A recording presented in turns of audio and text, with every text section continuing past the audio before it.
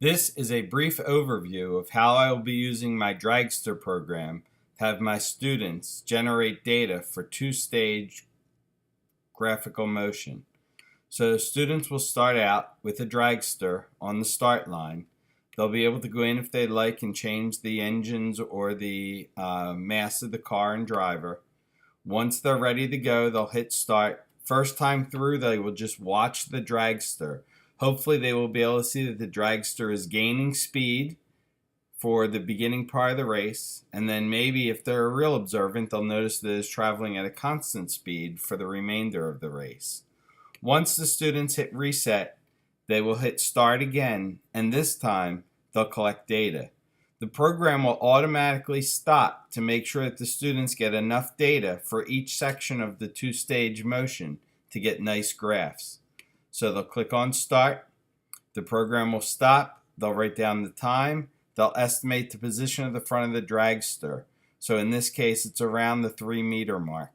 They'll hit resume, the program will stop again. If all goes well, the program should stop approximately 8 times during the acceleration phase of the race, and it will stop about 8 times during the constant velocity part of the race. This will give the students plenty of data to be able to see the two distinct regions of the graph. So once the students are done collecting all their data, they will take the data into a program like Vernier's Logger Pro, and they will get a graph that looks something like this.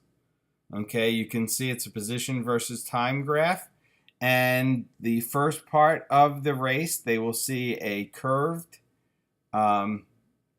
position time graph indicating the object is accelerating.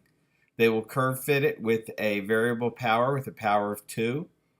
Okay, and they will then use the linear for the part of the race that happens at a constant velocity.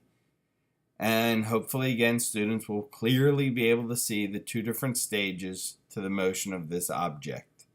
Students will be able to change the engine parameters and see how it affects each stage of the graph. Again, each student should be able to generate their own data and then use Logger Pro to graph it.